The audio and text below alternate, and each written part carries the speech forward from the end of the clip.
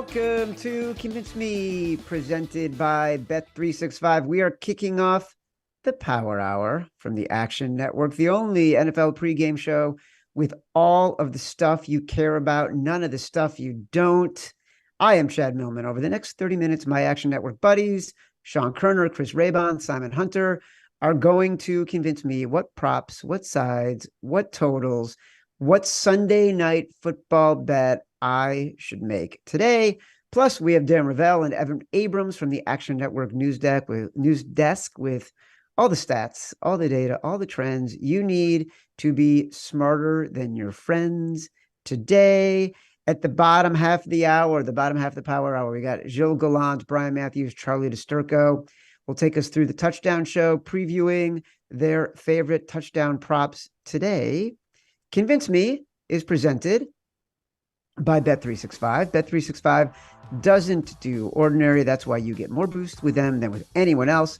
Every day they power up the odds on hundreds of bets to give you a chance to win more.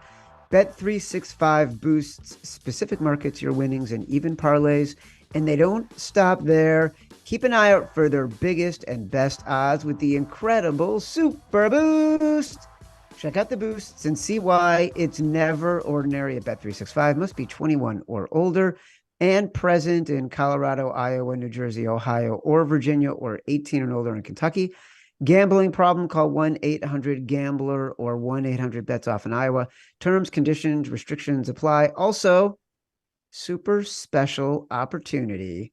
Me and Simon Hunter doing a special live episode of the Favorites podcast, our Sunday night episode. We are going live from the Shepherd and the Knucklehead in Hoboken, New Jersey, December 3rd, live show, free entry, free drinks, free opportunity to troll me and Simon, free opportunity to bet with me and Simon. Check out the info below in the Power Hour YouTube description, or go to eventbrite.com, search the Favorites podcast for more info. That's December 3rd, live show, Shepherd and the Knucklehead in Hoboken. Before we begin, please like this video, subscribe to the Action Network YouTube page. Everything we discuss available for free in the award-winning Action Network app. Download it today. Also, don't forget to bet sync with Bet365. Put your Bet365 bets into the Action app with the coolest, slickest way to track your picks with ease and speed. Click the My Accounts button in the My Action tab in the Action app. Boys, we are ready to roll. Koerner, big players coming back today. Yep. Are you going to ask us to bet on one of them? I am. Let's go with Kyler Murray under 225.5 passing yards. Normally I give out a ton of props on Friday and Saturday, and by Sunday morning, the odds have moved so much that I can't use them anymore. But this is a rare time. You can actually get a better number than I got yesterday when I took this under 223.5. But this prop is just a bit too high for Kyler's season debut because, he might have some rust considering this is his first game of the season, but it's also his first game in the new scheme under Drew Petzing. So, I don't expect him to have, ceiling type of game here. Plus, this scheme has been a lot more run heavy. Arizona's -6% pass rate over expected rate, ranks third lowest in the league. So they're a very run heavy team. They're also getting starting running back James Conner today. So even more reason for them to maybe lean on the run a bit more. And it's a rare game where, this game's almost a pick 'em. The Cardinals are only 2.5-point underdogs. So it's less likely to turn into a trailing pass heavy game script. So for all those reasons, I like the under here. And Raybon and I were actually talking about this exact prop on our Tuesday episode of the projections pod, and we were thinking it'd be around 200. So I have his median closer to 203.5 passing yards with about a 61% chance it stays under this number of 225.5. Yeah, I'm actually surprised at this number because when it opened last week, the Cardinals were 2.5-point underdogs, and we didn't know the status of Conner. We didn't officially know the status of Kyler Murray, even though he'd been practicing for a couple of weeks. And then it was announced he was playing. It went down to 1.5, and then it went back up to 2.5. So interesting movement. I like what you're saying about the value. By the way, your favorite data colleague, Nick Giffen, did a great job on Convince Me last week. Gave us a winner with a Cardinals tight end under. Well done to the data team, delivering at all times. Simon, what do you got? Yeah, I'm going with a bunch of chalk today. Going with a bunch of overs and a bunch of favorites. I don't know what's wrong, but it's just the way it breaks sometimes. So let's start off with Sam Laporta. How chalky can this get? It's like everyone knows this guy. He's probably the number 2 or 3 tight end right now in all football, surprisingly. But just what he's done as coming as a rookie, the fantasy community loves him, and I think the gambling community is starting to love him just because he's a big time player for this Lions team. And we've seen Ben Johnson kind of direct their offense. A lot of stuff he's doing now is he's stealing the Travis Kelce playbook and he's putting it on Sam Laporta. And we've already seen it the Vikings too. Like some plays they run for TJ Hawkinson, they've taken those plays and they've implemented it with Sam. And I can't pass on this matchup. The Chargers are one of the worst teams in football against the tight ends, and the secret's out. Every team knows this. Every team preps for that, and there's nothing the Chargers can do. They just don't have the players to do it. So I'm going to hit you with the last 3 games against the tight ends this Chargers defense has faced. Travis Kelce had 12 catches for 179 yards. Okay, no big deal. It's Travis Kelce, right? The next game they played the Bears. The Bears had 10 catches for 79 yards. Okay, he's pretty good too, right? That's the Bears tight end. Then we have the Jets. We have Conklin. I don't even know if you know who that is. It's usually a guy Raybon tells us to take his under. This guy had 6 catches for 66 yards against his Chargers defense last week. So I was going to give out the receptions. It was 4.5, but the juice was minus 125. And I know Chad doesn't like his juice. So I was like, you know what? We'll just go with the yards, 49.5. I think you get this in the first half, Chad. I love this matchup so much for Laporta going against his Chargers' really bad linebacking core. Listen, Koerner was vigorously shaking his head in support of your prop, or he's making a bet right now and is shaking his head because he's getting a number that he likes a lot. I can't tell which one, but wow, I like this one too. All right, Raybon. I got Kyler Murray. I got Sam Laporta, and Raybon's going to deliver. Be on brand, Raybon. What do you got? Yeah, I don't know who those guys are, but let's go with Jamal Agnew over 1.5 receptions. And I know you're gonna like this, Chad, because the juice is plus 105. So oh my god, we're getting you can even your bankroll, Chad, can get some positive effective value there. But listen, so Jamal Agnew, the last game had no catches against the Steelers. Zay Jones is still out, so Agnew's the number 3. But last game he had no catches, so we're getting some value because they were a man-heavy defense. They played mostly man coverage against the Jaguars. That's not really his game. The 49ers play zone at a top 5 rate, so they're completely different defense. That's the type of defense that Agnew excels against. He's had 2/3 of his targets this year come against zone coverage. So, the game before that, he caught four passes. I think he'll be, back to that kind of game in this one. And I think we're getting a little value, not only because he had the 0 catch game, but also because Zay Jones practiced this week. And I think, people kind of thought he was going to play, but I had known from the jump that he was like not going to play, even though he practiced. So I think the books are just now starting to realize this. So we're getting a little better numbers. So give me Jamal Agnew over 1.5 receptions at plus 105. Raybon, juice, it's like sugar. It's just bad for you. Over time, it builds up in the system. It costs you long-term performance. I like my bets to be sugar-free. In honor of Sean Koerner being back, in honor of Kyler Murray being back, in honor of getting what you guys, Raybon and Koerner, 2 of the best in the business, say is 25 yards of value, I'm going with Kyler Murray under 225. But I will say, and people will be able to see this in the Action Network app, I'm betting all 3 of these. Even if by the time we're off the air, the James Agnew number has moved from plus 105 to Jamal. It's Jamal. Jamal Agnew number. Jesus, Chad. Come on, man. Raybon, it doesn't matter. I never heard of the guy. I'm still going to make the bet because you convinced me. You're a host. Be professional. Come on, man. What if Jamal Agnew's watching? What if his family's watching? Take a win. Man. I'm going to bet him all. Follow it in the Action Network app. All right. Speaking of hosting, what is next on this show? All right. Let's go to, this one is scaring me. Let's go to the sides. Koerner, what do you got? Is mine scaring you? Well, all right. Well, I'll tell you what. They're all scaring me a little bit. They're all okay. Well, I love the Packers +3 or +3.5 if you can get it here. This is the luck rankings play of the week, so you better believe this is the one I'm going to be rolling with today. This game has a luck rank differential of 29 and a luck gap of 50%, which is just massive. And a huge reason for that is just due to the fact the Steelers have not only been the luckiest team after 9 weeks this season, they've been the luckiest team we've seen after 9 weeks going back the last 6 years. Part of that is they're 5-0 in one-score games, and most of those required a fourth quarter comeback to win. In fact, their time of possession with the lead this year is just under 5 minutes a game, which is the second lowest rate in the league. The other 4 teams that rank in the bottom 5 in that metric have an average of 2.8 wins right now. So I'm mainly fading, the fraudulent 5-3 Steelers here. And on the other side, the Packers are hardly a Super Bowl contender. I'll admit that. They're 3-5, but the underlying data has suggested they've been playing closer to a 500 team. So I know I'm at a huge disadvantage because you're going to get to hear everyone's reasoning for the next 2 bets, and you might forget what I've said. So I'll just leave you with this. Unlucky road teams with a luck differential of 28 or more are 12-2. So that's an 86% hit rate against the spread over the last 6 seasons. All you need to know about how much I believe in the luck rankings and how much Simon believes in the luck rankings is last Sunday, the Steelers were one of the bets that we thought we liked the most. And by Thursday of this week, when we started seeing all the data come out about the luck rankings, we couldn't walk away from that bet fast enough. The luck rankings are amazing. I think also the luck ranking totals.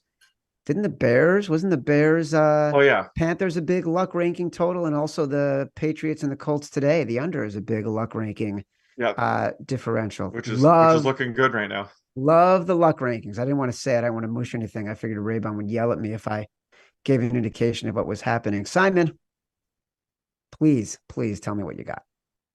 So I picked this one mainly to troll you, Chad. I feel it. I was going to go with the dog, but I was like, you know what? I got to get the Ravens in here, especially after this whole week. I tried all week to convince Chad not to take the Browns. I fought him Sunday night, fought him Tuesday, fought him Thursday, and still he kept saying, nope, we're getting the Browns into our 5. It's going to be in there. And then thank God I was able to use my magic to convince Chad to take the Browns out. And it's the simple fact of the O-line. Like, I got where you were coming from. The Browns, like, that number was big. It's a divisional game. But now we know why this number's moved, Chad. We know why it's moved from 5 to 5.5 to 6 to 6.5, and it's just stayed at 6.5. And it's because the Browns have no O-line. Like, their whole O-line is gone. They're down to third stringers and backups at the tackle position. And, Watson 4 years ago thrived in getting outside the pocket and moving and throwing the ball downfield. Now he's terrible at it. The guy can, if his feet aren't set, it's going to be a wobbler or a pick. And we've seen that now for 2 years. Like, he kept giving excuses. Okay, Watson just needs to get back. And then he had all last season to get back. And now he's had this whole start to this season. He's been injured in and out. He's just inconsistent. And looking at this number, I kept trying to get on the other side of it. And it just makes more and more sense, especially when you go through the film of what Lamar's done to Jim Schwartz defenses in his career, how that playing style works against Jim Schwartz's wide 9 defense, and how their holes are just open. And we talk all the time, this Ravens team, people think they're a new pass-happy team. Everything they still do is based off the run. Like, all their passing, they're still the number 1 rushing team in football.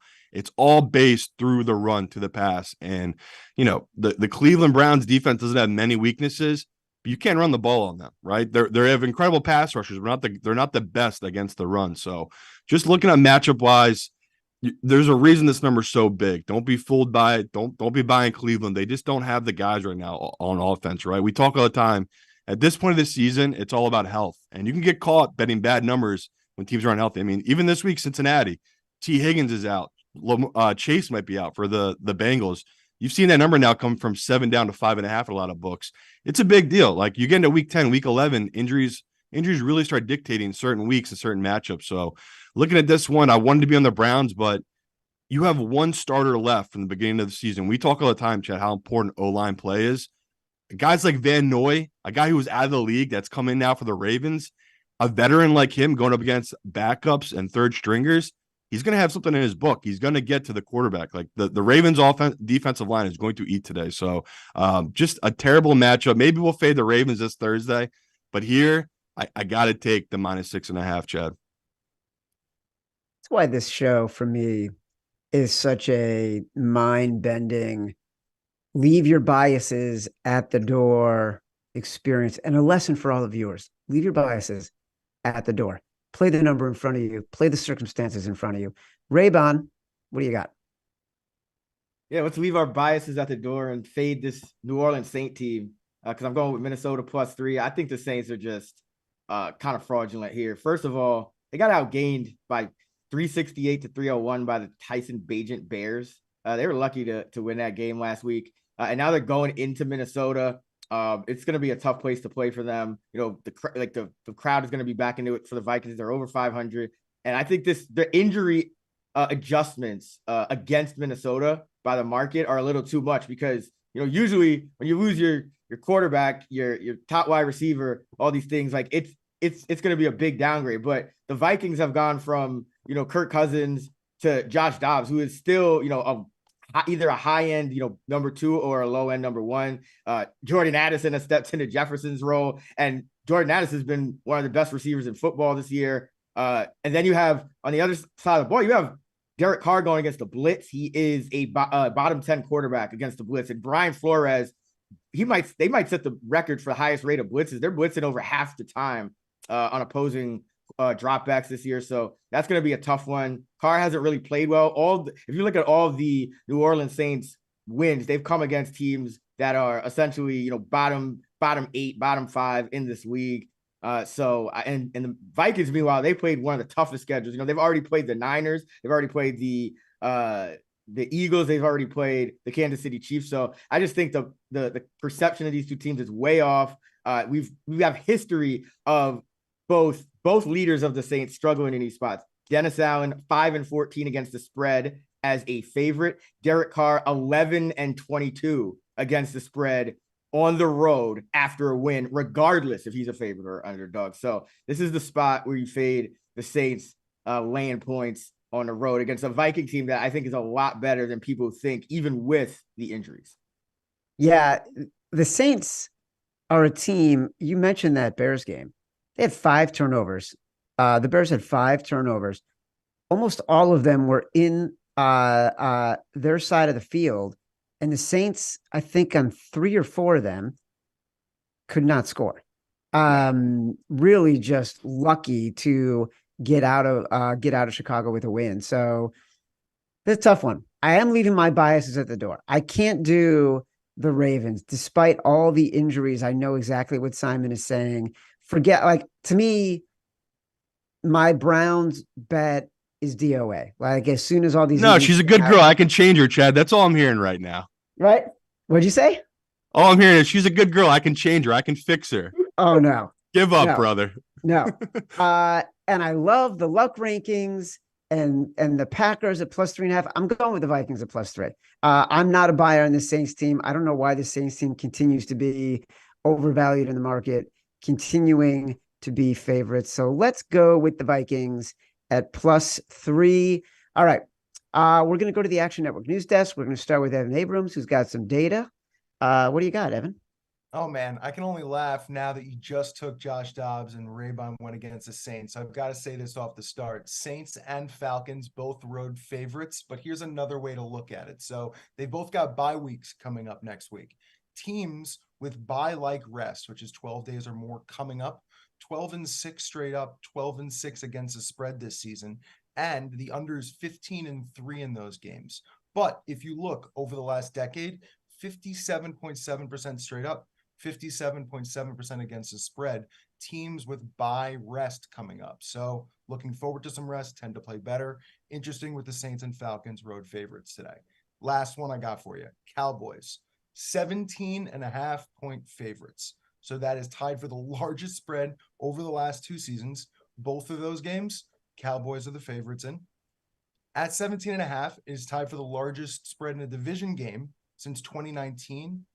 Patriots Dolphins at 17.5. Now, Dallas lost to Philly last week. They are now 17.5 point favorites. The last team, 17.5 or more off a loss, 2001 Rams. And one more for you. The Cowboys have 88% of tickets at 17.5-point favorites this week. The record for a double-digit favorite is only 88%. So we are at that mark currently. Craziness. And then we've got trivia for you, Chad. It's just you and me today. So let's roll with this. By the way, even when Darren's here, it's just you and me. That is fair as well. But I did say before the show, we're going to see how this goes. I want to see if we got this. So since 2000, only 4 Cowboys quarterbacks have even been a double-digit favorite for the franchise. 2 were really easy. The third is pretty tough. The fourth is impossible. So name them to me. Dallas quarterbacks since 2000 to be a double-digit favorite. I would go with Dak Prescott. 1. I would go with Tony Romo. 2. I would go with Quincy Carter. Oh my God.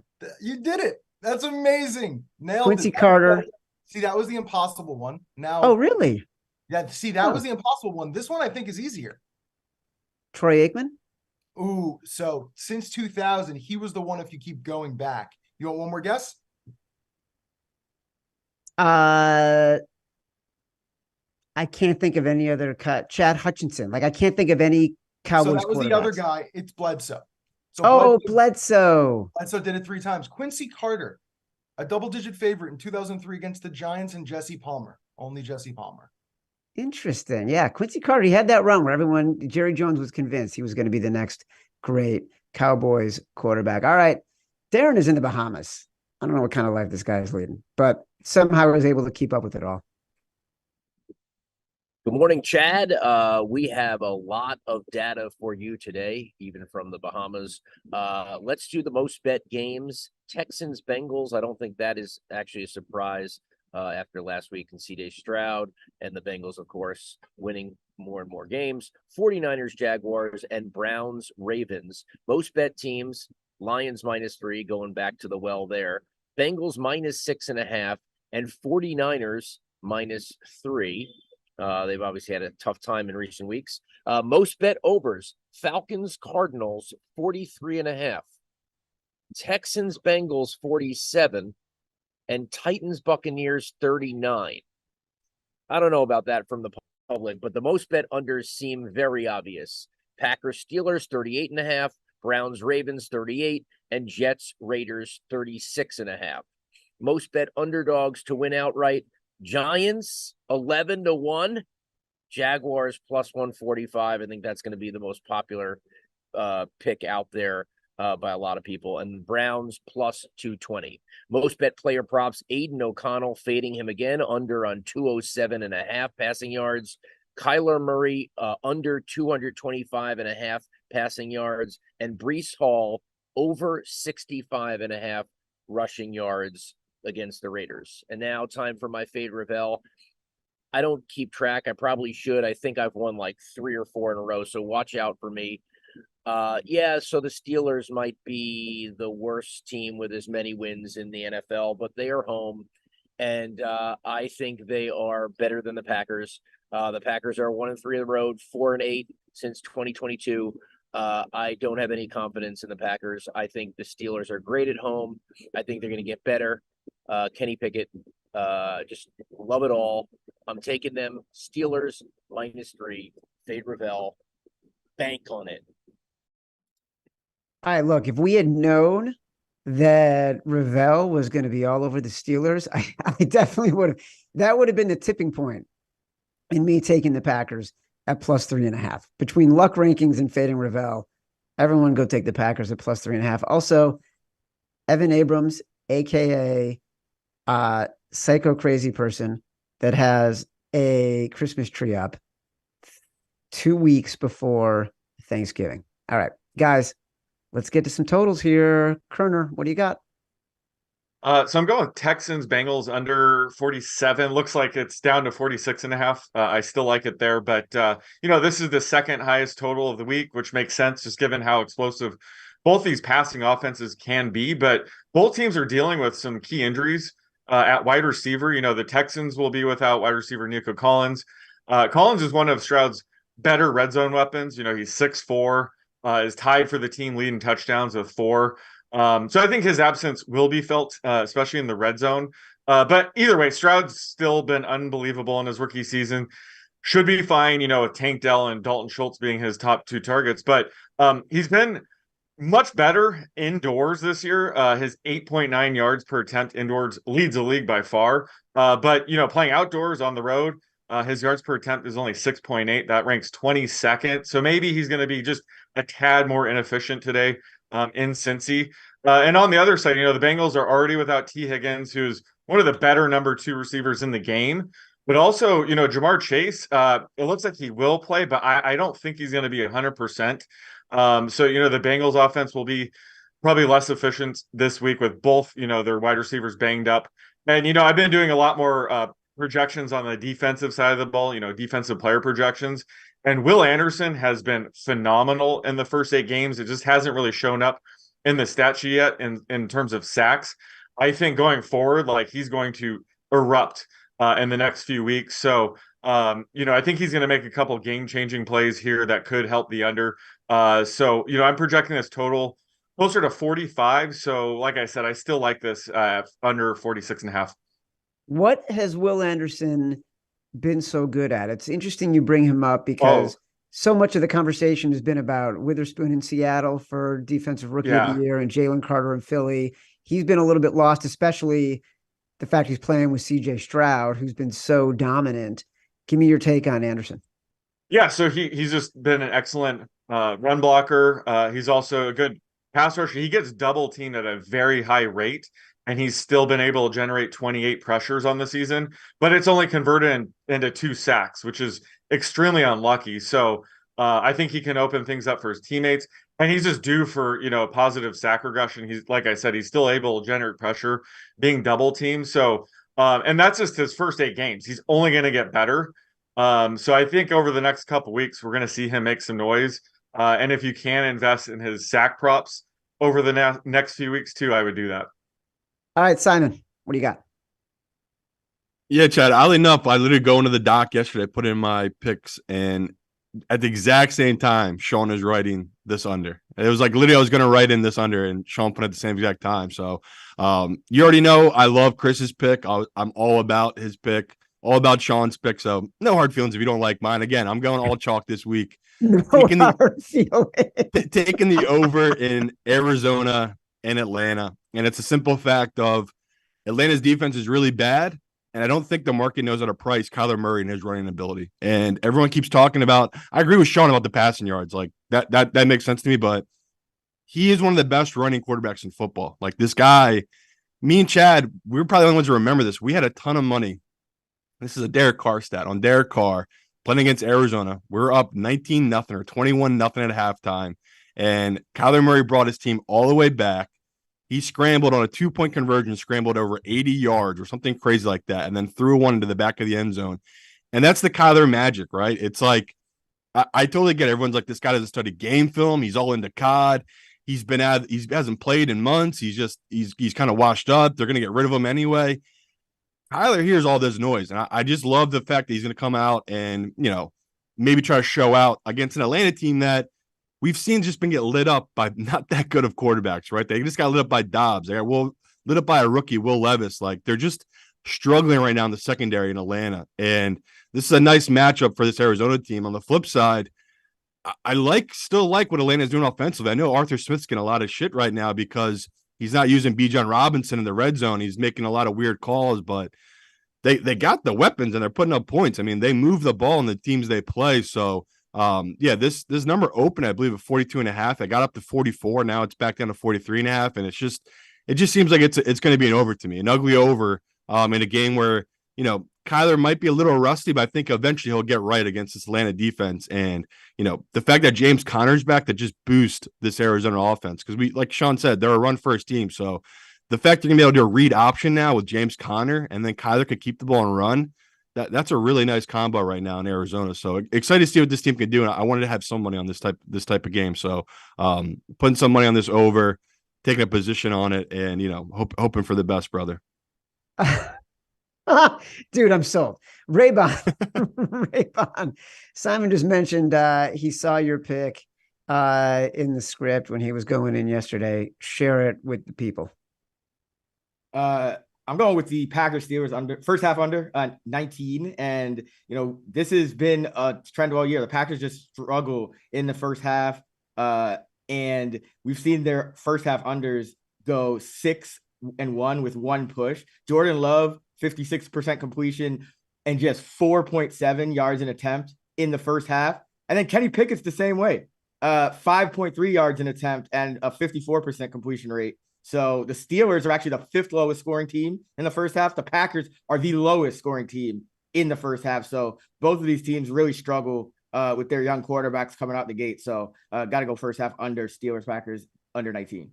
Yeah, last week you had the Packers and the Rams, I think, under 19.5.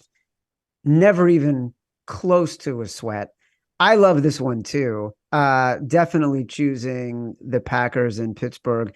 If for no other reason than given the fact that we're all a little bit squeamish about the Steelers and we're now going all in on the Packers, why not get a little bit of a taste on the first half under 19.5 as well? All right.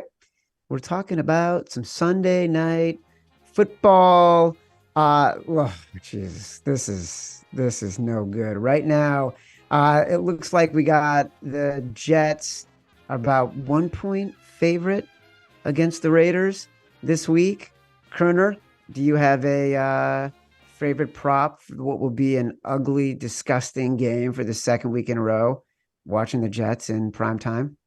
I do, and this kind of leads in it being a disgusting, ugly game, and that's Josh Jacobs over 60.5 rush attempts. Unfortunately, it's up to minus 145 right now. Not much I could do. When I woke up, it was minus 130, but still love it. The Raiders were an extreme run-heavy team last week in their first game under new interim head coach Antonio Pierce. Even before that game got out of hand against the Giants, they were running the ball 67% of the time on early downs when the game was still close, which by far the highest run rate last week. I think that's why Jacobs loves the new head coach. But I expect another run-heavy approach tonight in what should be a close, low-scoring game. And Jacobs is typically going to see around 80% of his team's rush attempts. So he just has a very high floor in this market, and I'm projecting it actually closer to 18.5.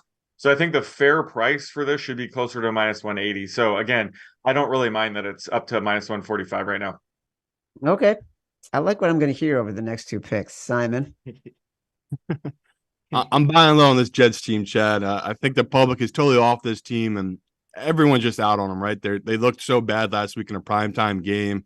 I mean, you talked about that was one of the most unlucky performances by a team we've seen this season. And, the line reflects that, where the Raiders had their best game of the season, and that was against a Giants team that was playing, a third stringer against them, and Daniel Jones was playing on a bad knee, and it was just a perfect matchup for the Raiders last week, where it couldn't have been more worse for the Jets last week, right? They had those early fumbles, they had the kick return against them. I still think this Jets defense is one of the best in the league, and we saw last week the way they performed against Herbert. Now they're going against Aiden O'Connell. It just is a nice matchup for this Jets defense. And if Zach Wilson can just give us just a little bit, Zach, don't turn the ball over, make a throw on third down, man. That's all they're asking you to do, right? Give the ball to Breece Hall. Just stop being a bum, and you can win this game. We have to fade the Raiders after what happened last week, right? The new coach, what did you call it? A dead cat bounce? Dead cat That's bounce. over, right? Yep. They win that game, and I think the next week they always lose, right? We just see it time and time again. They get this fire from the head coach, and then it kind of goes away the next week. So the Jets need this one. I feel like they know if they don't get this, the playoffs just are pretty much gone, right? The hopes of getting to the playoffs. So give me the desperate, hungry Jets defense on the road against this Raiders team. And yet Raybon feels differently. Oh yeah, I like the Raiders in this one. I think that's kind of you would think, hey, let's fade the Raiders. We usually are fading a team, riding high, smoking cigars in the locker room. I get it, but bro, you want to talk about the Giants and the Raiders, blowing out the Giants. The Jets played the Raiders the week before. The Jets played the Giants the week before. They needed a last-second Zach Wilson spike the ball with no time remaining, but I guess they give him 1 second, even though they shouldn't have. just to beat the Giants. They held the Giants to -9 passing yards and needed to go to overtime to win the game. That's all you need to know about how bad, like, teams. Zach Wilson is like worse than teams like a rookie quarterback going against the Jets. Like, that's how bad Zach Wilson is.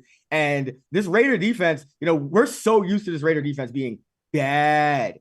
They're 15th in pass defense, DVOA. They're an above average pass defense. I think it's still trouble for Zach Wilson. And you also have a short week, the Jets team coming off a short week. They played a Monday night. Now they're going across country.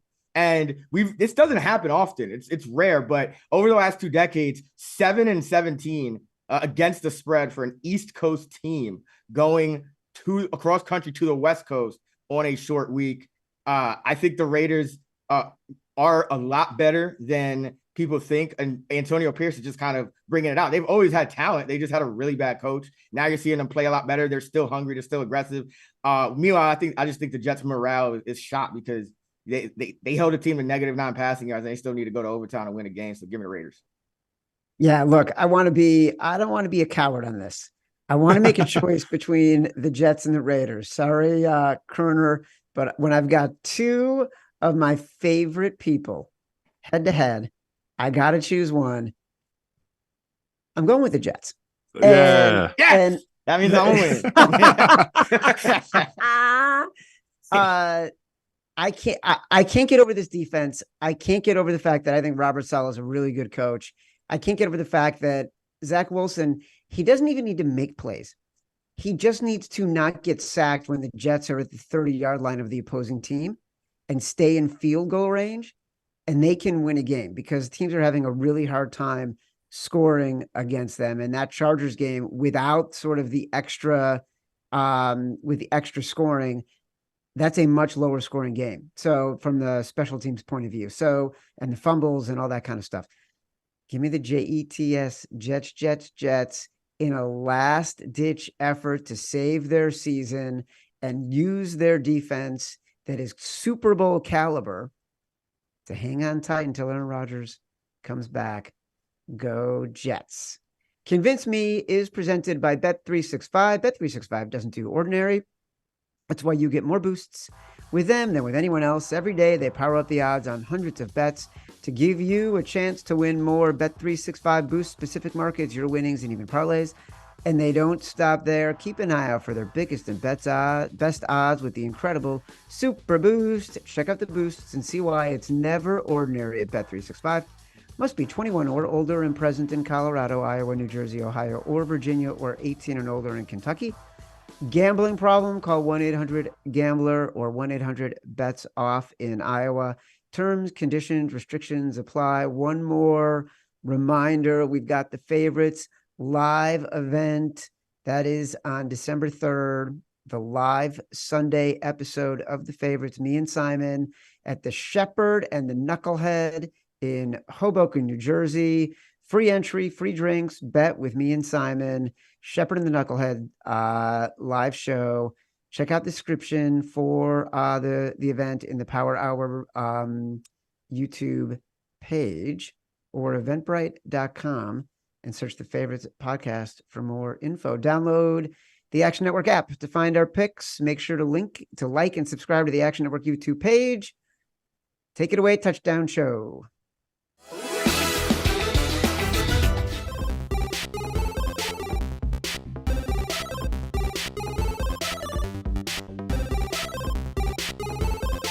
Thank you, Chad, and the whole Convince Me crew, and welcome to week 10 of the Touchdown Show on the Action Network, presented by Bet365. I'm Gilles Gallant. I'm joined every week by Charlie Disturco and Brian Matthews, a.k.a. the B-Man. He was off last week. He's back this week with us. Guys, another decent week in the books. We got Kareem Hunt and Jahan Dotson last week, but honestly, I'm finding it hard to be optimistic for scoring. This week is tough. Like, some decent teams are on bye that we usually rely on for touchdown scores. You got the Chiefs on bye, the Eagles, the Dolphins, Rams to a lesser extent, unless you're betting on Cooper Kupp like us, looking for pain. And Charlie, speaking of pain, Sunday Night Football might be the worst matchup we could ask for, with your New York Jets taking on the Raiders. Now, I have to ask you before we give out picks and talk about the touchdowns, just as a Jets fan, would you have trekked out to the Meadowlands if this game was in New Jersey tonight? I didn't go to the Monday night game, thank goodness. This time I probably would have gone, and I probably would have came with all my lost tickets on Devontae Adams anytime touchdowns from the past month and a half, because that man has been costing me a lot. But no, I probably would have made it out just to see the Jets in a closer game, because I knew that Chargers one was not going to be pretty. Yeah, and we're going to talk about that game a little bit more and just talk about the touchdown value or maybe even the lack thereof. Right. And Brian, I mentioned you were off last week, but already checking the Action app, you've got a few picks already logged in for week 10. What are you kind of looking at right now for the Action app? Yeah, sure. So initially I was in a state where sports betting was not legal last week. So the moment the lines came out on Bet365, I logged some immediate picks, maybe itching to get back in the game a little bit. But look, I keyed in on some tight ends. I have a few more that, right after we get off here, I'm going to be throwing in as the odds just went up a little bit, kind of what I was waiting for. But yeah, anytime I see a line I like early in the week, I go ahead, throw it up on the Action app.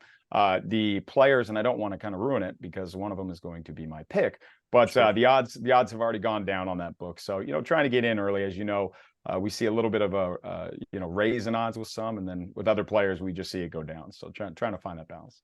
And that's a great tip, Brian, because if you set notifications, if you're following you'll be able to get a notification to say, B-Man has just logged this bet. So that way you can make sure you get the best odds, and you can also see what other bets that he has in for the week. All right, so here's how the show is going to go. We're going to each have 3 or 4 touchdown picks. We're going to start off with our favorite best bets. Then we're going to kick it up a notch, and we get spicy with some long shots.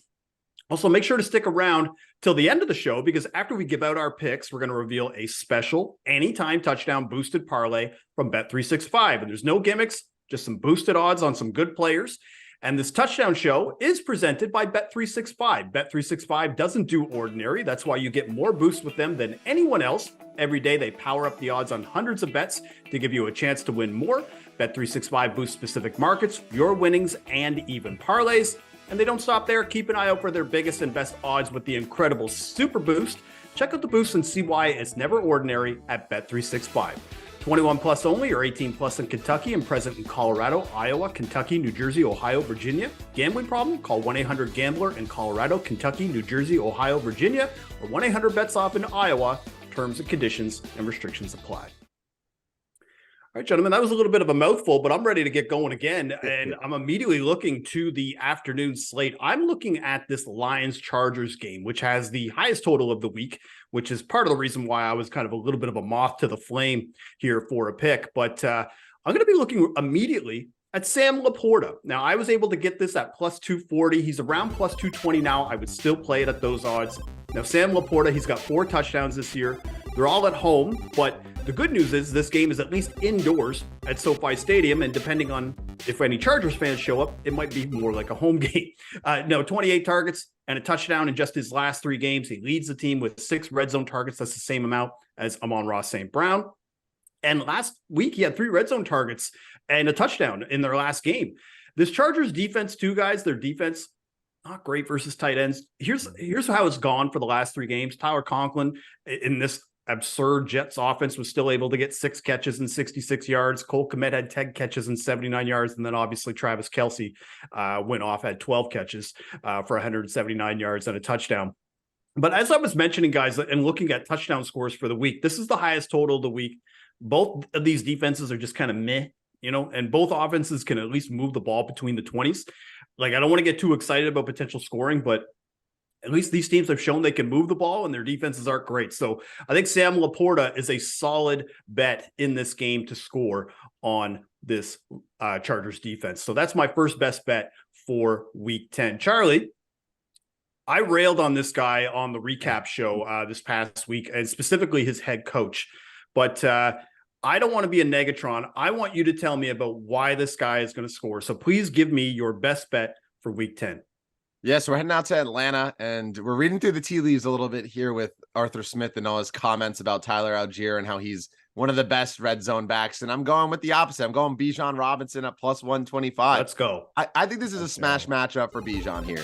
Arizona, 30th in DVOA against the run, 6 week 2. Running backs have ran for 85 plus yards in every single game. and they've scored in 7 of the 9 games against Arizona, whether it's through the air or on the ground. And we've seen Bijan be able to do some damage as a receiving back. And there's just a lot that I think is going to go right here for Bijan, right? You look at Arthur Smith and he's receiving the heat. The players know that his comments were wrong. The media knows that his comments were wrong. This is probably the time where you have to make a decision. And it's, do you feed Bijan the ball, or do you just stick to your guns and then create even a bigger divide within the organization? I think this is a spot where Bijan is going to get fed and fed a lot. That's my biggest question is if Algier steals the goal line vulture carries, but I think Bijan can easily rip off a big gain touchdown here. Arizona, they're really weak against running backs. And then it's a homecoming for Bijan Robinson from Tucson. So he gets all his friends and family there. You know he's going to want to show out. So we got all my picks have a narrative base. This one's a little, location based narrative where Bijan, amid all these, Arthur Smith comments, I think he's going to go off. So plus 125, I think, is great enough value for me. Yeah, we went with Kareem Hunt last week because of this, because of how bad this Cardinals run defense is. And we eventually got it late in the fourth quarter. It did take a little while, but Atlanta should be able to run over the Cardinals in this spot. This should be a game where both Tyler Algier and Bijan Robinson score. The way that it's probably intended, the way a normal running back by committee goes. So for me, I'm just surprised that, Bijan, we're getting him at plus 125 in a matchup like where he just hasn't been used that much this year because of the ineptness of Arthur Smith. But if he doesn't score this week, when is he going to score? So this is the week. If it's kind of will he or won't he at this point. So Bijan Robinson, Charlie, I am rooting for you so hard. First person I'm going to be to congratulate is you if you get this bet, because I'm just done with betting on Falcons touchdown scores. So again, my heart is already out there for you. Yeah, it'll be interesting. Jonathan Taylor, for what it's worth, in his rookie season, weeks 1 through 9, was not a super productive back. And all of a sudden, week 10 on, he turned on the Jets. So maybe this is that final, coming to just God moment for Arthur Smith, and he just starts handing the ball to Bijan, because if he does and Bijan gets 15 to 20 carries, this is a game where we could see 100+ yards, 2 touchdowns from out of him. Yeah, absolutely. All right, Brian, let's talk about your best bet. Let's move to the Buccaneers game. Tell us who you're betting for week 10. Yeah, Gilles, you went with the smart moth to the flame on a high scoring game. I don't know why I went moth to the flame on one of the lower scoring games on the slate. But look, I'm looking at the Bucs Titans game, right? And Mike Evans is, not only is he top 10 in deep targets, in the league, he's facing a team that runs primarily, into high look. And in that, his target share goes from 22% up to nearly 31%. So when you're looking at both of these teams, Tennessee and Tampa Bay, the way to kind of beat them is in the, through the air. So when you're looking at who's Tampa Bay going to be throwing to, look, it's Mike Evans, right? I haven't been betting this guy a ton, Gilles. I know earlier in the year you were on him, but I love this matchup. I just think it's a great spot, and I'm thankful that the Colts were playing in the early game, because I would have taken Michael Pittman, and he was down inside the 1. But so hey, look, I do like this spot a lot, and I just think Mike Evans, when they need to dial one up, it's going to Mike Evans. Not only that, of the two, if you're looking at Chris Godwin and him, he's the big body receiver that you look to in the red zone. And yes, he might drop some balls where you're like, what? But he makes some incredible catches too. They kind of, okay, yeah, that's who he is. So I'm going to roll the dice. We're going to go Mike Evans at plus 180 for my first pick. Yeah, the Titans are bottom 10 in DVOA to the deep pass too. And Mike Evans is second behind Tyreek Hill for touchdowns of 20 yards or more. So I think that is probably definitely the solid look, especially considering that Evans leads the team in ADOT and pretty much seems to be Baker Mayfield's favorite target. You could say what you want about Chris Godwin, but he only has 1 touchdown this year. Evans is the one who's getting the looks in the red zone and the end zone. So that's what's important here. Now, Brian, I wanted to ask you about your touchdown tiers and how it relates to Mike Evans, because with this week being such a big, heavy bye week for these top end tiered guys in the Eagles, the Dolphins, and the Chiefs, I'm sure if all those teams were playing, Evans might not be necessarily a tier 1, but because of all of those guys on bye, does he end up being elevated to tier 1 this week, or would he still be right at the top of tier 2? It's actually a great question. So I try not to just move people up to tier 1. If there are less games, then there are just less players that week in tier 1. Gotcha. Mike Evans is at the very top of tier 2 though. So that's where I've got him this week. Normally he's, probably 6, 7 spots down in tier 2, but he's the top 1 or 2 guy in that tier for me. I just think, like you said, Baker goes to him, the deep ball, playing against the team that gives up the deep ball, everything kind of fits together. So all right. And you can tier 2 this week. Yeah, so absolutely. So check those out at actionnetwork.com. All right, let's kick it up a notch, gentlemen. Let's take on some a little bit spicier bets here. Charlie, why don't you get us started with the Steelers and Packers, rather? Yeah, so BMAT gave out, he's glutton for pain. I think I am too with this one with a low total. George Pickens at plus 220. What's better than getting a guy with -1 yards last week, 22 yards the week prior, and then coming to the well the third time with Pickens here? Listen, this Green Bay secondary, they're banged up. Jair Alexander's doubtful. They just traded away Rasul Douglas. So there's going to be some guys that you probably have never heard of lining up against George Pickens here as the wide receiver 2 since Deontay Johnson has returned. The Packers, they're 25th in passing DVOA, 30th against the deep ball. And what does Pickett love to do? He loves to target Pickens deep. So the Pickens connection there. I love this.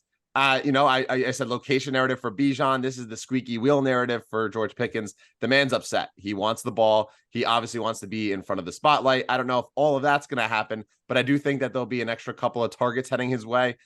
For a guy that has a high red zone usage, 6 targets, ranks first in Pittsburgh, an explosive receiver. We've seen him be able to break the big one. And then he also has touchdowns in 2 of his last 4 and would have been 3 of his last 4 if he got that second foot in. Still have no idea how he didn't get it in. So this is a guy that, is one of the best receivers just from like a talent and creating separation perspective that I've seen as far as the young crop goes. And Pickett loves him. So plus 220 against a banged up secondary of Green Bay that I don't know who's going to line up against him here. Think it's a great spot to buy low on George Pickens at plus 220. Absolutely. And I'm really surprised that we're able to get this over plus 200 considering the injuries in this Green Bay secondary. Because Jair Alexander, I think, might have, if he was playing, then you could understand maybe why this is around plus 220, plus 230. But with both of those guys out, or at least Rasul Douglas now on to Buffalo, it's going to be very difficult for them to stop the pass. And I think George Pickens is somebody that squeaky wheel narrative is always a little interesting too, because, on one hand, you got a guy like Devontae Adams who has been squeaky all year, but you just, when you got Aiden O'Connell or throwing the ball, it's a little more difficult, or Brian Hoyer. But, Pickett has improved as the year has gone on. We've seen the connection with Pickens. So at least this squeaky wheel narrative kind of makes sense. Whereas some guys it's like, okay, you can bitch all you want. Like you got Tommy DeVito throwing the ball. What are you going to do? That kind of thing. So, all right, let's move on now to the Saints-Vikings game. Very interesting game now with Josh Dobbs at quarterback with the Vikings. Brian, what is your pick for this game? All right, so this is easily the one I'm most heavily invested in this week, and that's Taysom Hill anytime touchdown. I love this one. This man's been an absolute cheat code the last 3 weeks. Like, his usage doesn't even make sense. You look, he has had at least 5 opportunities, whether it be targets or carries, inside the 10-yard line. I'm not even including the red zone, overall inside the 20. I mean, he's got a touchdown in 3 straight weeks. I think that they have figured out we can cure some of our, red zone woes by using a big thumper like Taysom Hill. The beautiful part too is he can get it done in multiple ways. So look, he's a threat, as a receiver, as a tight end, coming out of the backfield potentially, or lined up as a tight end.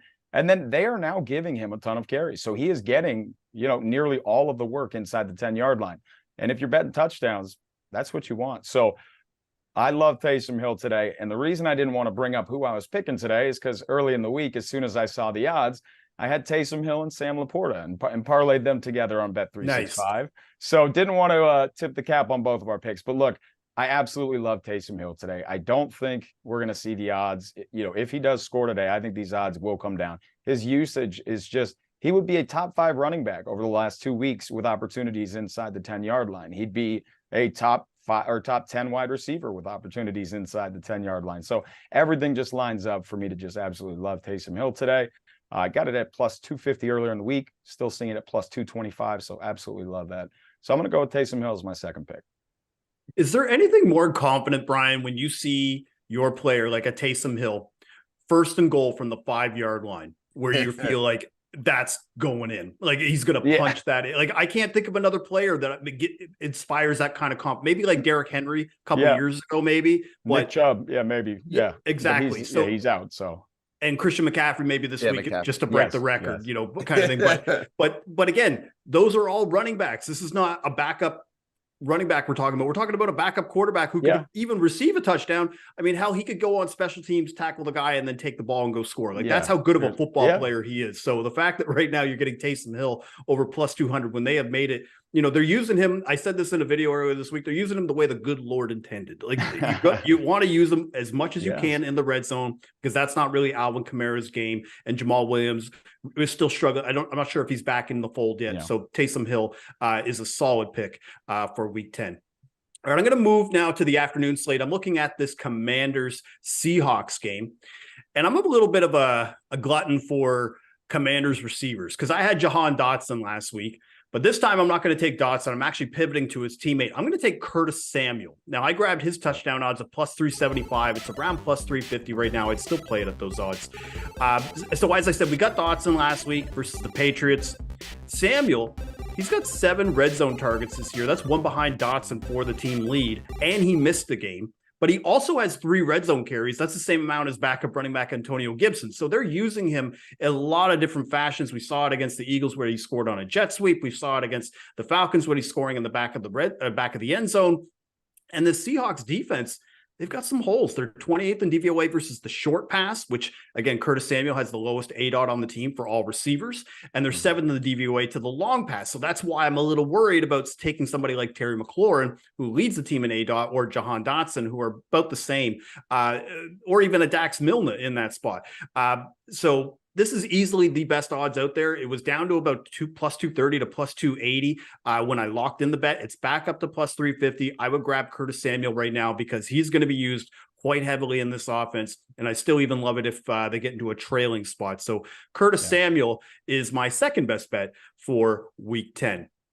All right. Now we talked about all the cool things that are going to happen today. Let's talk about what is probably going to be crap on the ice cream like right now. This is Sunday Night Football. We're going to talk Jets Raiders. It's got an over under of 36, and Nick Giffen, he does fair odd projections for all of our touchdown scores from Bet365.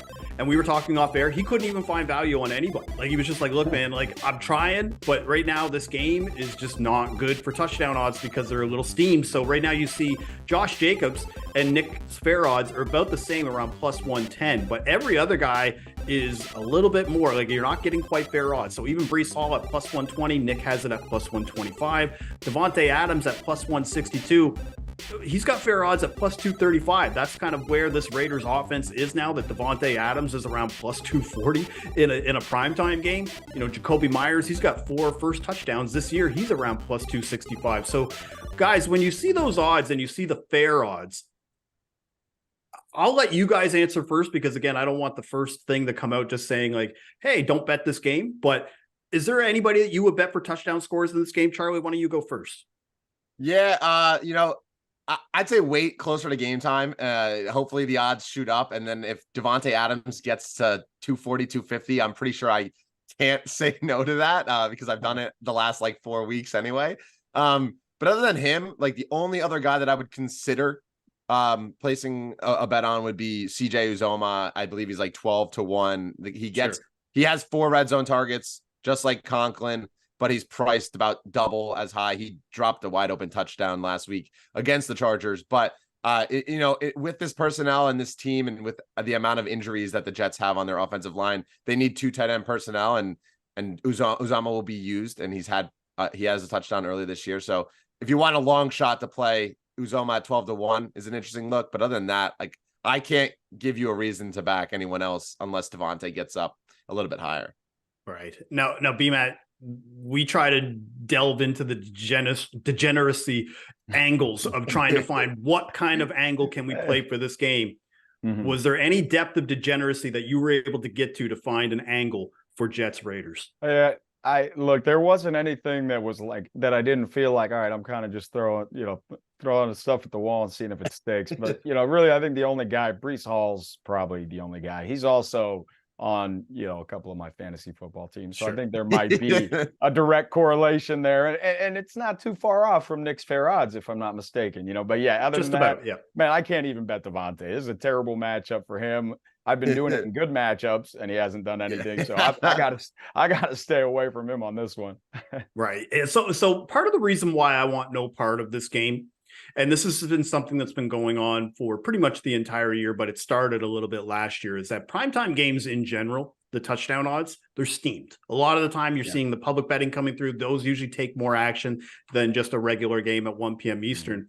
But the problem is that these touchdown odds are reflecting, like the Jets, for example. The Jets team total is probably around 16, 17 points, but it's reflecting as if there's going to be 3 or 4 touchdowns scored by the Jets. Exactly. And we both know that we've seen this Jets offense.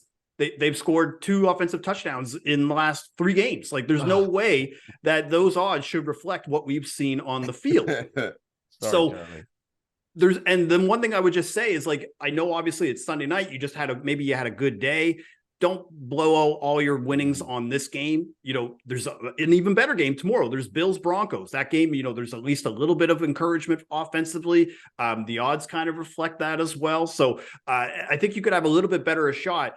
Just because it's on prime time doesn't mean you have to bet it. I think that's the key thing that I would just put out there, especially when you're seeing a Raiders-Jets game that looked way cooler in the preseason, with the idea that maybe Aaron Rodgers and maybe Jimmy Garoppolo are playing, and now we're with Aiden O'Connell and Zach Wilson. Right. All right, let's move on from that despair of a football game here, and let's talk about some spicy bets, spicy touchdown long shot bets. These are the ones where we try to just take a swing, and see what sticks. And I think we have some pretty good, solid angles here. So, Brian, why don't you kick us off? What is your spicy bet for Week 10? Okay, so I'm gonna split the half unit into a quarter unit, and I'm gonna do 2 picks. I told you I'm a huge Taysom Hill fan today, so we're going to kick it up and we're going to go Taysom Hill 2+ touchdowns. Nice. This was available earlier in the week, around plus 2,000, but seeing it at about plus 1,400, plus 1,500 right now. Again, I explained, when you get a guy that is seeing over 4 looks inside the 10-yard, I mean, he's receiving 4 to 7, opportunities inside the 10-yard line for the last 3 weeks. It just makes too much sense. He's also scored twice in 2 of the last 3 weeks. So, look, Taysom Hill just makes too much sense here for me. Absolutely love the spot. And, Alvin Kamara can kind of move him between the 20s and the 10s. And then it seems like that's when Taysom Hill is activated. So I got to go there. And then I'm going to take a quarter unit. And when Charlie initially put Bijan Robinson on there, I was sitting as a USC football fan. And I know they're not very good this year. But and following recruiting, I remember he was from Tucson, Arizona. So I remember when he was coming out of high school, USC was a finalist, and he was one of the top players in the country. And then I see Arizona on the schedule. I go, you know what? If there's ever a time for Arthur Smith to look like a football coach who's competent, this might be it. And off camera, I told you guys, if he doesn't, then I'm convinced that he hates kittens and puppies. And, that's just, it is what it is, So, look, man, I'm joining Charlie here. Me and my brother are going in on Bijan today. Let's just take care of it early. Let's get a first touchdown so we're both feeling good. But I love the pick from Charlie. Even though he's had 11, rushing attempts in the last 2, I'm not a box score watcher. It's going on feel here. I think Bijan's getting in. I think he's scoring the first touchdown. So I'm going to put a quarter unit on Bijan Robinson, first touchdown, at plus 700, and hopefully me and my brother Charlie are celebrating early. Let's ride. Beautiful. All right, so we got Taysom for 2 and Bijan to score the first one. That's Brian's spicy pick. I'm going to do two touchdown picks as well, but I'm going to split up my half unit, and I'm going to put a quarter unit on Brandon Ayuk for 2 touchdowns at 13-1, and Dalton Schultz 18-1. So Ayuk, he had a 2 touchdown game in Week 1. Hasn't really scored since, but the one thing that's good about Ayuk is he never comes off the field. He plays close to 90% of snaps. He's recovered from that injury that he had in Week 2. And this Jaguars team, they've allowed 9 touchdowns to wide receivers this year. And what's encouraging about that is 8 of those have been to the outside receiver. They've been pretty good at defending the slot this year. And Christian McCaffrey and Debo, especially with all the attention that's going to be on McCaffrey for breaking the touchdown record, Debo coming back off an injury, they are going to command so much attention that Ayuk is going to have a lot of one-on-one coverage on the outside. Also, him and Samuel have about the same price for 2 touchdowns. And just for context, since when Debo blew up in 2021, since the start of the 2021 season, Debo Samuel has 3 games with 2 touchdowns. Ayuk also has 3. So it's not like, oh, Debo is this touchdown machine and Ayuk doesn't get it done. Yeah. Now, as for Dalton Schultz, he's got 4 touchdowns in the last 5 games, 10 or more targets in 2 of the last 3. He's tied for the Texans' lead in receiving touchdowns. And this Bengals defense, they're 30th in DVOA versus the tight end, bottom 5 in catches, yards, and touchdowns to the position. And this Texans team missing a lot of guys on offense, where Dalton Schultz might be the only guy left. They're missing Nico Collins, Robert Woods. Woods might play, but Robert Woods, again, might be a little banged up. Andrew Beck, starting running back Damian Pierce is out. So Schultz might get 15 targets today just based on he's the only guy left out there outside of Tank Dell. So I like the long shot here for Schultz for 2 touchdowns and Ayuk for 2 touchdowns. All right, Charlie, take us home. Yes. What is your spicy pick for week 10? You're staying in that Bengals-Texans game. And so this is like another reason why to follow BMAT, Gilles, and I in the app. I logged Tanner Hudson at plus 950 yesterday. His odds have dropped pretty significantly, but I still like it at plus 650. He's a high usage guy in Cincinnati. We saw in his first game since week 4, he had 4 receptions on 16 snaps. So like when he's on the field, Burrow is looking to get him incorporated. They seem to have a chemistry. And I feel like watching that Sunday night game against the Bills, every time Tanner Hudson touched the ball, the announcers were talking about how much Joe Burrow loved his guy, Tanner Hudson. And it's clear. And if you look at the snap counts and just how much every other tight end is playing in this team, Irv Smith logged a season low snap count despite having a touchdown and, having a couple catches there. So I like Tanner Hudson to, continue to grow in this offense. We already saw him with 16 snaps and 4 receptions last week. I'm only going to assume that's going to go up. He has a very high IQ. And there's no T. Higgins. Higgins was really a driving force in that Buffalo win. And then Jamar Chase, obviously, we saw him go up for that deep ball and land on his back, and he's banged up as well, questionable for this game. So another guy similar to Dalton Schultz, how there's weapons that are starting to leave the Cincinnati team. And who's he going to rely on? Well, there's going to be more tight ends, most likely. Houston, they're 25th in DVOA to the tight end. You had Tommy Tremble against them a few weeks back. Cade Otton went for 2. Also recently 3 touchdowns in the last 2 weeks to tight ends. So, and the final narrative to cap it off, we went homecoming. We went with, squeaky wheel. Well, Tanner Hudson's birthday is today, November 12th. So I'm backing him plus 950 to find the end zone. I think Burrow's going to get him a lot of looks. So I like his chances here in a great matchup with this Houston team that struggles against tight ends. Yeah, I mean, I was on the fence, but then once you said it's his birthday, for me, I'm locking that in right now. That to me is like what it just pushes it over the top. And Odell Beckham last week, he was one who scored on his birthday as well. Right. So I love the birthday cap. I always find that's an interesting angle that you can use as a little cherry on top. All right, so those are our spicy picks. Let's move now to the Bet365 anytime touchdown boosted parlay. That's right, the boost is loose. And the 2 players that we have chosen for the anytime touchdown boosted parlay are Austin Eckler and Kenneth Walker Jr. So the odds were plus 210. Bet365 did us a solid, boosted it up to plus 250. Now, Eckler, he's heating up at the perfect time. 46 touches in just the last 2 games, 3 touchdowns. With the projected passing volume that he's expected to see, Eckler should probably be closer to about minus 200 to score every week. I mean, there were some odds this week where I was seeing him around like minus 110 plus odds. So the fact that we're going to include him on here, I think this is a very solid spot. As for Walker, he was our cash cow earlier this year. BMAT will be able to attest 6 touchdowns, but been held out of the end zone over the last 3 games. I think that's more of a reflection of the Seahawks offense and less about him. The good news, though, is the starting running back has scored on this Commanders defense in 3 straight games. That used to be their bread and butter, where their defensive line would be able to hold them up. That hasn't been the case. So I could see both of these backs scoring the first touchdown of the game. Charlie, looking at the afternoon slate, these guys had to be on the boost, right?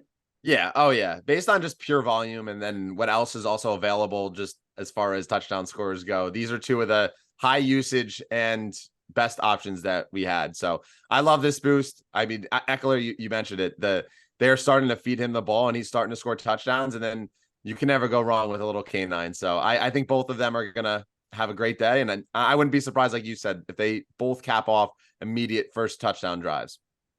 Brian, before we move on, These two guys, I know that I've seen you single bet Eckler before this season. Walker, we've had him on the show many a times. Are you going to be pot committed to this boost this week? Yeah, I'm definitely in. So, okay, as you mentioned, Kenneth Walker III, a legend for me, even last year too. So, I mean, he's. I didn't bet him the last couple of weeks. That might be why I need to get back on the Kenneth Walker train to score for us. So, but yeah, I love both of these spots. Eckler's brilliant just because he's matchup proof. Like if Detroit is stuffing the run like they have been, oh well, they're going to pass Eckler 6-7 times and he can kill you there. So, yep, locking this one in. All right, beautiful. So the boost again is Austin Eckler and Kenneth Walker Jr. It was boosted from plus 210 to plus 250 from Bet365 for the anytime touchdown boosted parlay. And the touchdown show is presented by Bet365. Bet365 doesn't do ordinary. That's why you get more boosts with them than anyone else every day. They power up the odds on hundreds of bets to give you a chance to win more. Bet365 boosts specific markets, your winnings, and even parlays. And they don't stop there. Keep an eye out for their biggest and best odds with the incredible Super Boost. Check out the boost and see why it's never ordinary at Bet365. 21 plus only or 18 plus in Kentucky and present in Colorado, Iowa, Kentucky, New Jersey, Ohio, Virginia. Gambling problem? Call 1-800-GAMBLER in Colorado, Kentucky, New Jersey, Ohio, Virginia, or 1-800-BETS-OFF in Iowa. Terms and conditions and restrictions apply. Also, we've got a special event coming up, guys. You can join Chad and Simon for a special live favorites podcast on December 3rd at the Shepherd and Knucklehead in Hoboken, New Jersey. All you got to do is check out the info below in the Power Hour YouTube description, or you can go to eventbrite.com and search the favorites podcast for more info. All right, that's all for today, gentlemen. 4 picks from me. We've got 3 picks from Charlie, 4 picks from Brian. We're going to see everybody next Sunday at 11:30 a.m. Eastern as part of the Action Network Power Hour. And if you misconvinced me, you can rewatch the show or download the Action Network app. You can get all of our picks in one place, and you can also check out all of our Week 10 touchdown bets in the Action app. I want to thank you again for watching the Touchdown Show presented by Bet365. Bonne chance.